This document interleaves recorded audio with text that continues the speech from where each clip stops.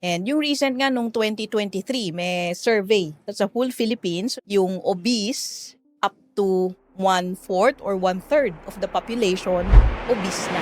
So the higher the obesity rate, tendency is tumataas din yung kaso ng diabetes. So ang diabetes, same with obesity, mas marami na bang mas batang diabetic na nakikita? Kaso nakikita nga ngayon na before usually nagiging diabetic ang isang tao mas madalas in their late 60s or 70s, and then in like last 10-20 years ago in their 40s, 50s, but now recently even as early as 20s or 30s nakikita na tumataas na yung mga kaso ng diabetes. Oh. And partly, kaya nga binanggit mo, no, obesity can be one risk factor for diabetes development.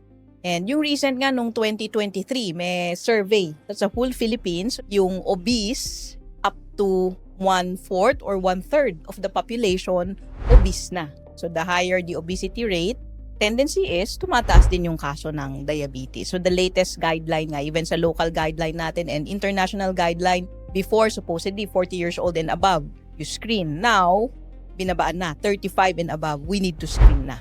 Wow, no? Kasi So tumataas. very significant yung data na yon, no? So ibig sabihin talagang dati medyo may edad ang mag-iisip ka na diabetic, but now, no, 35, no, that's too young. Pero it's alarming, di ba? Tama ba? Some even as young as 13, 14, 15, posibleng may diabetes na. So ayan po, no, ang narinig natin, no, napakaraming problema lalo na nag-stem sa obesity, and diabetes is also a part of it.